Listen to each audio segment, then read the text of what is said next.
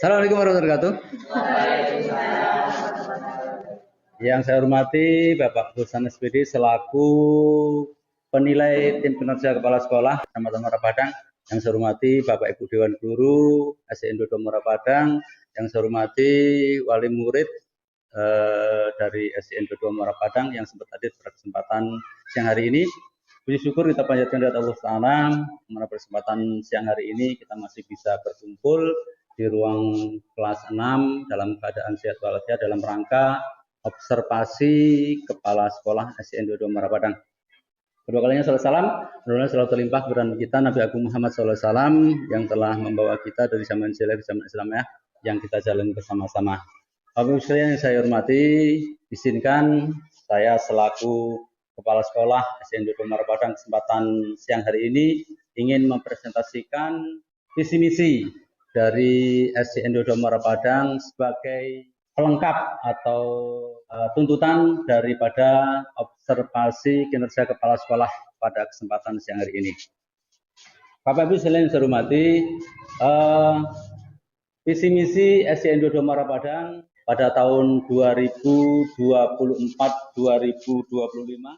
ini adalah visi misi dari SDN Dodo Muara Padang, yakni terwujudnya generasi pelajar yang cerdas dan religi sebagai pembelajar sepanjang hayat yang berkarakter, inovatif, dan berprestasi.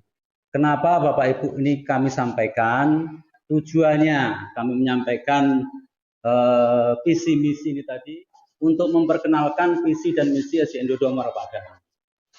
Nah, jadi kenapa perlu disampaikan visi misi ini agar kita bisa saling berkolaborasi antara saya selaku kepala sekolah, kemudian pendidik serta wali murid yang ada di SDN Dodo Muara Padang, sehingga bisa mewujudkan visi dan misi yang akan kami jalankan, visi dan misi kedepannya. Jadi, mudah-mudahan dengan kita berkolaborasi, kita bisa bersama-sama, insya Allah bisa terwujudnya generasi pelajar yang cerdas dan religi sebagai pembelajar sepanjang hayat yang berkarakter, inovatif, dan berprestasi. Pembelajaran cerdas dan religi sepanjang hayat. Bapak Ibu, pembelajaran berkesinambungan dengan nilai-nilai religi. Ini membentuk generasi yang tak cerdas saja secara akademik, namun juga memiliki nilai keagamaan. Di sini kita sudah mencoba mempraktekkan dengan mengajak anak-anak melaksanakan sholat duha atau mungkin melaksanakan kegiatan-kegiatan keagamaan, misalnya peringatan hari ulang tahun kelahiran Nabi atau Maulid Nabi, Isra Mi'raj, kemudian pondok Ramadan dan lain sebagainya. Nah, jadi untuk membentuk generasi yang religi tadi, meskipun ya kita kalau dikatakan religi ini belum mengena karena kita belum mempunyai sarana untuk mengajak anak-anak mempraktekkan nilai religi ini karena kita belum punya musola. Mungkin tantangan kita ke depannya kita perlu membuat musola, membuat tempat untuk menyalurkan bakat anak-anak di bidang religi ini. Mungkin latihan hadro atau latihan apa saja yang sifatnya religi ya, mengajak anak-anak berpikir kritis tentang keagamaan. Ya, jadi mungkin PR kita itu. Kemudian generasi dengan motivasi belajar dan mengembangkan diri. Jadi menumbuhkan semangat belajar berkelanjutan dan mengembangkan diri dengan mengimplementasikan profil pelajar Pancasila.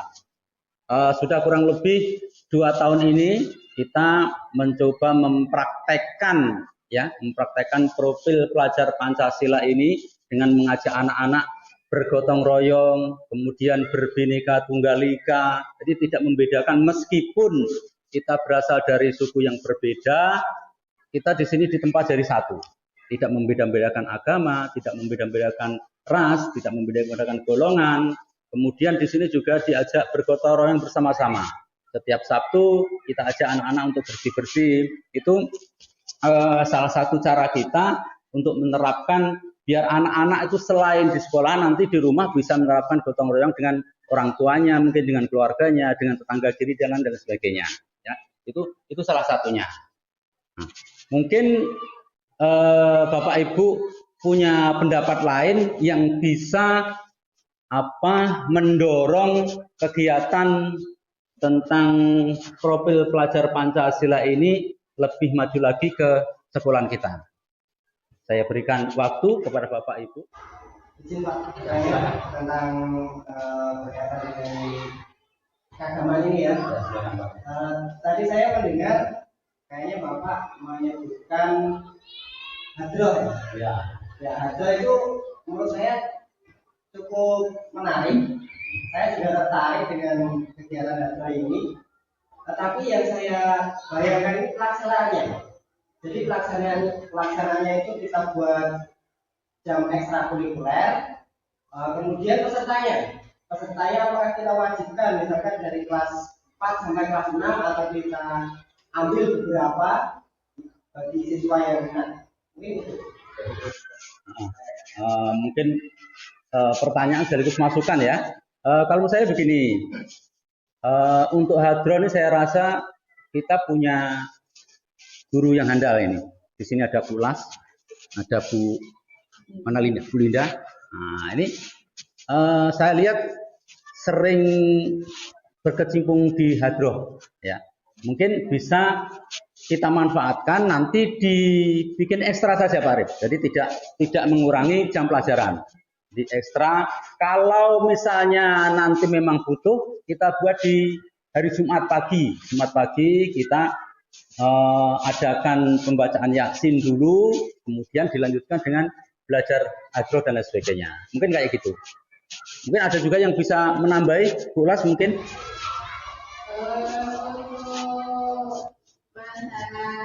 Latihan mau di ekstra ataupun jam pagi, kalau menurut saya enak dimasukkan ke ekstra. Jadi kita tidak mengganggu jam pagi saja. Oke, mungkin masukan yang cukup bagus Bapak Ibu ya. Jadi meskipun kita belum punya sarana, belum punya tempatnya, asal kita punya kemauan, punya keinginan, punya niat, insya Allah bisa kita laksanakan ya. Ya kendalanya mungkin ya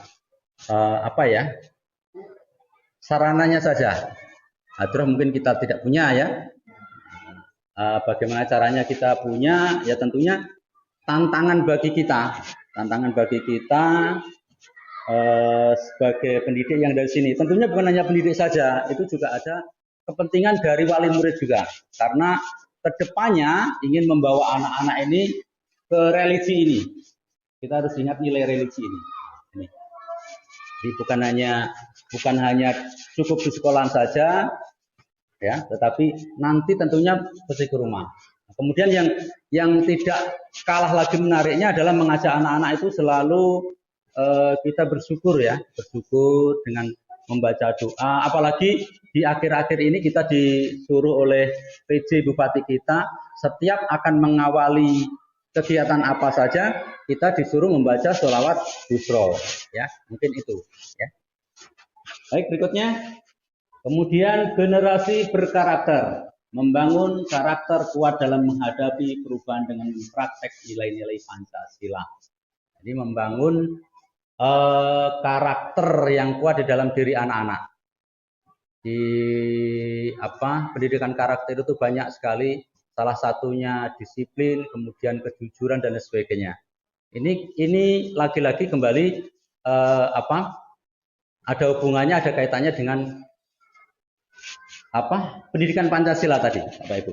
Jadi kembali di situ. Jadi mengajar anak-anak untuk disiplin waktu, mungkin disiplin belajar dan sebagainya. Kemudian jujur, anak-anak diajak untuk berbicara jujur, kemudian taat akan aturan dan sebagainya. Ya, lanjut. Oke, kemudian inovatif menghadapi perubahan. Nah, ini menghadapi tantangan dengan inovasi, menciptakan solusi yang relevan dengan perkembangan zaman. Bapak Ibu, kita ini sudah masuk di abad 21 ya. Tentunya tidak sama dengan abad-abad yang terdahulu, abad-abad zaman baula kita, zaman kuno kita. sekarang dituntut anak-anak harus tahu dengan IT, ya. IT, ya, dengan hati-hati. Ya, jadi tidak hanya buku saja yang diperlukan anak, tetapi juga diperlukan HP, diperlukan laptop sebagai penunjang anak-anak untuk belajar ke depannya. Nah, untuk itu kita juga menawarkan kepada anak didik kita supaya kita bisa berlatih dalam atau lebih tinggi lagi tentang IT tadi. Nah, itu juga harus ada dukungan dari orang tua tentunya, ya, dukungan dari orang tua. Jadi di rumah anak-anak jangan sampai dilarang untuk bermain HP, tetapi dibatasin. Nah, penggunaannya itu juga harus mesti diketahui. Jangan hanya untuk main game, tetapi penggunaannya mencari model pembelajaran atau apa yang sifatnya ada hubungannya dengan pelajaran yang di sekolah. Jadi dengan begitu anak-anak tidak kuper, ya, anak-anak tidak kuper. Jadi dia ngerti dengan perkembangan zaman. Nah, itu tantangan kita. Kalau kita biarkan penggunaan HP dengan seenaknya, mungkin juga nanti akan kebablasan, efeknya tidak bagus. Tetapi kalau kita larang sama sekali juga tidak bagus. Makanya kita tetap membolehkan anak bermain HP, bermain laptop, tetapi kita harus tetap mengawasi dengan selektif mungkin. Mengenai penggunaannya, ya, mengenai penggunaannya. Kita cek sejauh mana anak-anak itu menggunakan laptop, menggunakan HP sebagai sarana pendidikan anak-anak itu, ya. Mungkin di situ ada yang bisa masukan dari Bapak Ibu. Nanti yang bertanya, Pak. Silakan Pak Arif. Terkait dengan IT ini, Pak. IT ini saya punya sebuah rencana. Ya. Ingin memasukkan menggunakan IT dalam belajar. Jadi karena mungkin sekolah kita dananya sedikit, Pak, ya. Ya. Jadi mungkin yang saya gunakan sebatas untuk ulangan ini saya sempat ngobrol dengan Pak Yudi juga ingin menggunakan ulangan secara daring. Jadi kita anak-anak itu disuruh membawa handphone dari rumah, ya tentunya harus ada paketnya. Jadi nanti kita kasih ulangan tapi menggunakan semacam yang paling mudah yang sudah pernah saya buat itu berhubung. Itu kira-kira bagaimana menurut Bapak? Oke, menurut saya itu langkah yang cukup bagus, ya, cukup bagus. Hanya itu tadi kesadaran orang tua dari murid. Nah, untuk itu mungkin kita ya harus pandai-pandai apa tujuan kita mengadakan ulangan secara demikian itu. Saya rasa kalau kita bisa menyampaikan dengan benar, tidak ada orang tua yang keberatan karena demi kemajuan anaknya. Saya rasa kayak begitu, ya. Nggak ada orang tua yang nggak mau anaknya maju. Mungkin hanya menyediakan paket berapa sih? 50.000 mungkin kan nggak habis itu. Kalau hanya untuk mengerjakan ulangan saja yang cuman 7-9 mata pelajaran kan? Ya saya rasa nggak habis. Jadi mungkin ya dorongan dari orang tua, dari wali murid ini sangat kita harapkan. Ya, kalaupun misalnya nanti orang tua masih keberatan dalam tahap uji coba, mungkin kita harus rada berkorban Pak Arif, Bu Guru, ya. Kita pancing dulu, kita hotspot dulu. Korban, ya, kita kemudian kita hotspot ke anak-anak biar anak-anak itu bisa nyantol ke kita biar bisa sama-sama mengerjakan. Mungkin solusinya kayak begitu kalau menurut saya. Itu langkah yang bagus itu. Misalkan ada anak yang tidak punya hati. Nah, kendalanya mungkin di sini kalau ada anak tidak punya HP, tapi saya rasa kalau sekarang ini nggak ada anak yang nggak punya HP. Saya rasa pasti punya. Kalau menurut saya nggak ada sekarang itu anak nggak punya HP, mesti ada, saya rasa.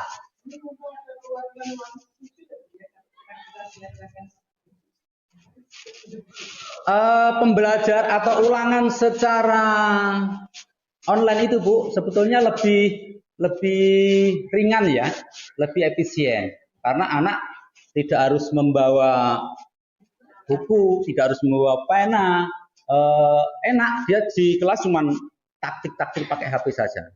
Kemudian dijamin insya Allah ya nilainya itu tidak bisa di ini, ya. Pokoknya lebih praktis kalau menurut saya. Dan saya rasa usulan dari Pak Arif itu sangat bagus kalau coba kita terapkan. Gak ada salahnya itu. Kalau untuk beli tempe saja 50.000 kita bisa, kenapa untuk beli pakai data untuk kemajuan anak-anak kita nggak berani kan? Nggak mungkin toh. Saya rasa itu, nggak apa-apa Pak Arif, dicoba saja. Paling tidak kalau di kelas Pak Arif mau mencobanya, nanti kalau ada keberhasilannya, saya rasa yang lainnya pasti mau mengikuti. Saya rasa kayak begitu.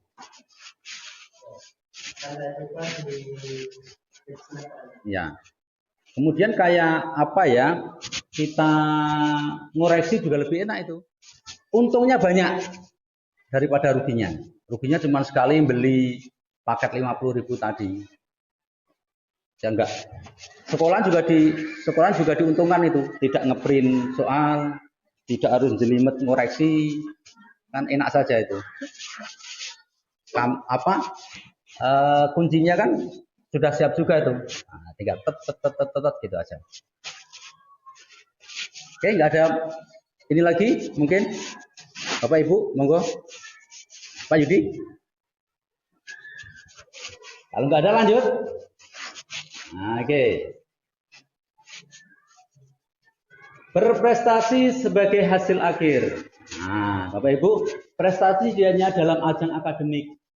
Nah, di SCN 22 Muara Padang ini kita sudah beberapa kali mencari bakat anak-anak, ya, mencari bakat anak-anak, mewujudkan talenta muda kita.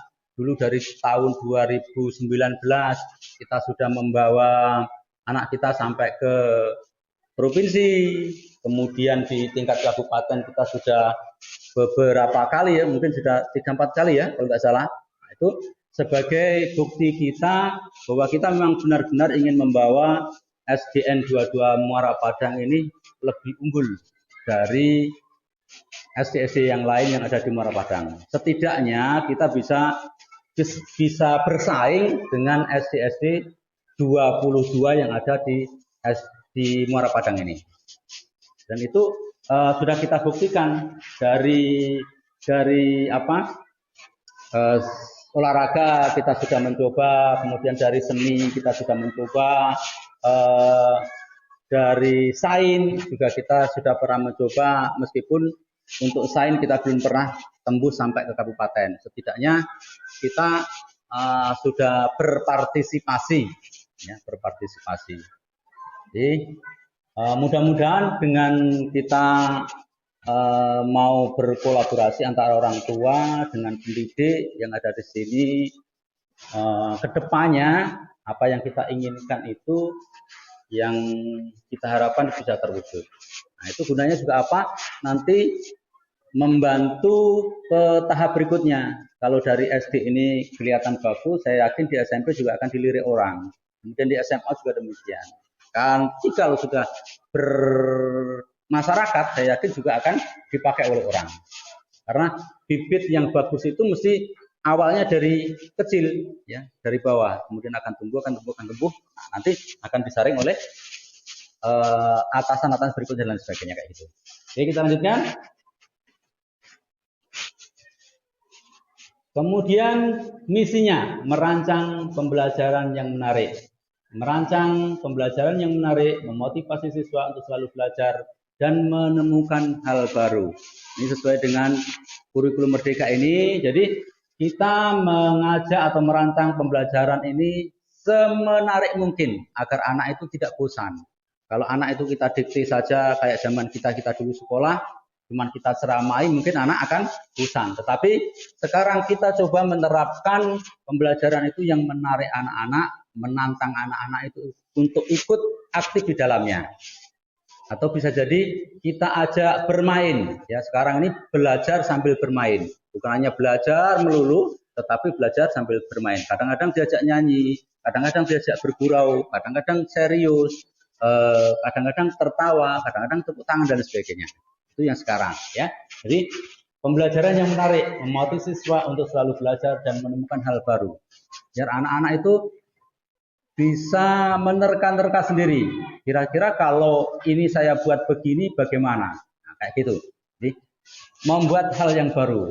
Nah, mungkin Bapak Ibu bisa merancang pembelajaran itu menggunakan IT tadi, kita tampilkan mungkin di depan. Dengan diajak menonton, saya rasa anak-anak akan lebih senang daripada Bapak Ibu di depan ngomong, mungkin anak-anak tidak mendengarkan. Begitu kita selesai, tanya paham anak-anak, paham, dikasih soal, nggak ada yang benar, mungkin kayak gitu. Tetapi kalau kita mencoba berinovasi dengan tampilan yang baru, mungkin anak-anak akan punya daya ingat yang lebih mungkin. Ya. Oke, kita lanjutkan. Membentuk akhlak mulia. Lingkungan sekolah yang mendukung pembentukan akhlak mulia melalui kegiatan keagamaan dan interaksi sehari-hari. Bapak Ibu, di sekolahan anak-anak juga diajarin nilai keagamaan dengan sopan santun, mengucapkan salam, salim dengan Bapak Ibu gurunya, ya. Kemudian berjalan di depan orang tua itu harus menunduk dan sebagainya. Masalah dipraktekkan dan tidak, ya, itu mungkin yang perlu kita kawal terus, ya, apakah itu di sekolah, apakah di rumah, ya. Mungkin itu yang jadi PR, ya. Kita sudah mencoba anak-anak untuk mengucapkan salam, untuk salim dengan orang tua setiap pulang dan pergi sekolah, kemudian datang sekolahan dan sebagainya, tetapi prakteknya belum, ya. Lanjut. Kemudian toleransi dan kebinekaan, membangun toleransi dalam kebinekaan global, menghargai budaya lokal dan gotong royong. Ini di depan tadi sudah tak sampaikan. Jadi kita juga membangun toleransi dalam kebinekaan. Ada kita beragama Islam, ada beragama Kristen, tetapi kita tidak membedakan. Ya. Kemudian juga daerah kita berbeda-beda. Ada yang dari Jawa, ada yang dari Sunda, ada yang orang lokal sini, tetapi kita sama. Ya, tidak dibedakan, sama, persis. Jadi menghargai budaya lokal dan gotong royong juga demikian, tidak dibedakan. Orang Jawa ngambilin sampah misalnya, kemudian orang Sumatera nyabutin rumput, tidak, itu kita bareng-bareng, sama-sama, ya, gotong royong. Lanjut, berikutnya. Mengembangkan kemandirian dan kreativitas, memfasilitasi pengembangan kemandirian, nalar kritis dan kreatif siswa sesuai dengan minat dan bakat masing-masing. Yang hobi olahraga silakan olahraga, yang hobi pramuka silakan pramuka, yang seni silakan seni. Di sini sudah kita golongkan masing-masing, Bapak Ibu. Jadi bisa membangun minat dan bakat anak-anak itu sesuai dengan kemampuannya sendiri-sendiri. Jadi tidak ada yang dipaksakan. Yang tidak hobi nyanyi kita paksa untuk nyanyi, yang tidak hobi olahraga kita paksa untuk olahraga, tidak ada. Kayaknya selama ini kita udah berjalan sesuai rel ini. Oke. Kemudian responsif terhadap perubahan, mengembangkan program yang responsif terhadap perubahan zaman, merancang inovasi di lingkungan sekolah. Karena zaman semakin maju, kita tidak hanya seperti dulu, ya, hanya membaca buku tok, duduk dan sebagainya, tapi kita lebih aktif lagi lebih aktif lagi, punya peran masing-masing. Lanjut.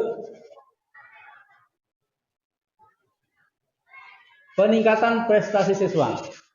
Fasilitasi peningkatan prestasi siswa melalui kerjasama antara sekolah dan orang tua. Nah ini, lagi-lagi kita bisa mewujudkan itu, mewujudkan prestasi siswa itu kalau kita ada kerjasama yang bagus antara kita sebagai Dewan Guru dengan wali murid. Harus ada kerjasamanya. Kalau misalnya anaknya diajak lomba ke kecamatan misalnya, kemudian izin orang tuanya nggak boleh, orang tuanya tidak mendukung, otomatis bakat dan minat anak-anak itu tidak akan tersalurkan, akan terhenti di situ. Nah, kita sebagai pendidik di sini mungkin ya sekedar hanya menggali saja, tapi kalau tidak ada kerjasama antara sekolah dengan orang tua, maka prestasi siswa itu tidak akan bisa muncul. Sekali lagi dibutuhkan kerjasamanya yang bagus. Mungkin pramuka, mungkin olahraga. Dulu pernah masalahnya kita mau mengajak anak lomba, suruh izin orang tua nggak diizinkan. Itu kendala, ya. Kalau pramuka mungkin masih wajar ya, pramuka skalanya besar, kemudian beberapa hari. Tapi saya rasa kapan kita mau bareng-bareng bertanggung jawab, insya Allah apapun halangan yang ada, kita bisa melewatinya. Oke.